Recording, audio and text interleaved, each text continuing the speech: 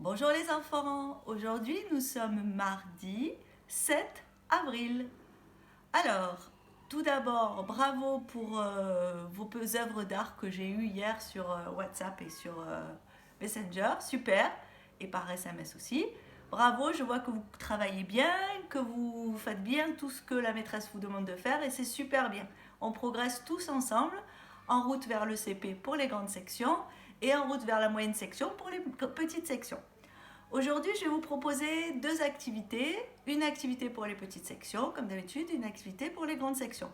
Sachant que les grandes sections peuvent toujours faire l'activité des petites sections, ça fait réviser, ça fait pas de mal. Donc pour les petites sections, aujourd'hui on va reprendre le prénom. Alors je vous avais dit, ce que vous pouvez faire, c'est faire un modèle du prénom que vous glissez dans une pochette transparente pour ne pas l'abîmer. Et si vous avez même des feutres normaux, si vous abîmez la pochette, après vous la jetez, vous la retournez, vous l'utilisez de l'autre côté. Vous pouvez déjà leur faire repasser les lettres de leur prénom. D'accord? Donc on repasse sur le plastique et on peut effacer normalement si on le fait rapidement. Par contre, ne le laissez pas longtemps parce qu'après ça laisse des traces. Donc, ou alors avec un petit produit à vitre, après vous frottez, ça part. Donc vous pouvez déjà leur faire repasser le prénom. Et deuxième chose, on peut fabriquer des petits boudins de pâte à modeler, ceux qui ont de la pâte à modeler à la maison. Et avec ces boudins de pâte à modeler, on peut, bien sûr, refaire la forme des lettres de son prénom. Donc je vais fabriquer mes lettres et je vais les poser sur mon prénom, comme ça. Voilà, je façonne les lettres de mon prénom avec, voilà. Donc je fais des petits boudins. Voilà, et je vais recouvrir toutes les lettres de mon prénom pour fabriquer les lettres, pour avoir le sens de la lettre, savoir comment elle s'écrit. Voilà, ça peut être une petite activité. Si vous n'avez pas de pâte à modeler, vous pouvez le faire en pâte à sel. La dernière fois, on a fabriqué de la pâte à sel. Vous pouvez le faire en pâte à sel, pareil. À la limite, vous pouvez même le garder en pâte à sel. Vous pouvez le faire sécher à l'air libre, sans le cuire. Et ils auront leur prénom écrit sur une feuille.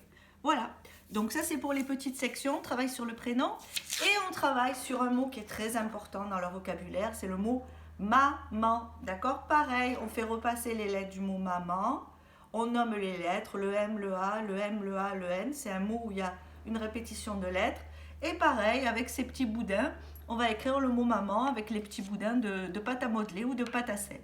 Voilà, ça c'est l'activité pour les petites sections, que bien sûr les grands peuvent faire s'ils veulent apprendre à écrire maman sans modèle. Ensuite, pour les grandes sections, on va travailler sur le son. Alors vous vous rappelez quand il est entre parenthèses, accolades, c'est des accolades plutôt. Entre accolades, c'est le son M et le son N. C'est deux sons qui sont assez proches, donc ils ont du mal quelquefois à discriminer. Donc vous savez que la lettre s'appelle M, la lettre s'appelle N, et la lettre M fait le son M, et la lettre N fait le son N, qui vient du nez. N. On y sort par le nez, le son N. D'accord? Donc ensuite, on va chercher des mots qui commencent par mo, mu, me, ma, mi. Hein, on les énumère, on cherche ensemble. Vous pouvez les aider, leur donner des petites charades. Par exemple, on en fait avec des instruments, on fait de la musique. Voilà. Vous pouvez leur faire des petites charades pour qu'ils trouvent aussi des mots qui commencent par les syllabes mu, me, ma, mi, mo. Pareil avec le ne. Hein. On peut montrer qu'est-ce que c'est qui est là. Le nez, qu'est-ce que c'est qui est là. Qu'est-ce qui va avec ni, no, nu, na. Voilà, on cherche une natte, par exemple, des cheveux. Voilà, en plus on apprend du vocabulaire. Vous pouvez leur proposer des mots aussi et dire tiens, est-ce que tu entends une de ces syllabes dans tel mot? Voilà, donc pour les grands, on travaille encore sur les syllabes et sur les sons, la discrimination, la conscience phonologique, importante pour le CP. Voilà, donc ça, ce sera la petite activité phonologie du jour. Petit à petit, on verra tous les sons. Et je vais vous proposer aujourd'hui, alors en défi, c'est un défi de sport, mais c'est un défi de sport sensoriel. On va ressentir des choses. Et donc pour ça, je vais avoir besoin d'un foulard et je vais avoir les yeux bandés pour faire un petit parcours. Donc il faut le faire soit avec papa et maman, soit avec un grand frère ou une grande sœur qui va vous guider pour faire le parcours. Donc papa et maman, ils vont monter le parcours et ensuite, vous, soit papa, maman vous guidera, soit ça peut être votre grand frère ou votre grande sœur qui peut vous guider puisque vous allez avoir les yeux fermés. On le fait aussi les pieds nus, d'accord? Parce que c'est un parcours sensoriel. Voilà. Donc, il va falloir trouver des objets qui ont des consistances différentes. Donc, je vais vous montrer. Moi, j'ai préparé un parcours. Donc, ici, j'ai mis une grande étole qui est un peu laineuse, puisqu'il va falloir marcher dessus. Alors, attention les enfants, le parcours se fait en marchant, pas en courant, parce que ça risque de glisser. Comme on a posé des objets par terre, ça risque de glisser. Donc, le parcours a un but. Par contre, moi, par exemple, ça va être toucher la plante qui est tout au bout.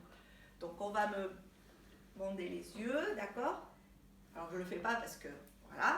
Donc si on me donne des ordres, on va me dire tout droit, tout droit. Donc je marche tout droit. Après on va me dire stop, je m'arrête. Donc il faut bien écouter les consignes. On va me dire légèrement à droite. Donc il faut savoir où est sa droite et sa gauche. Hein?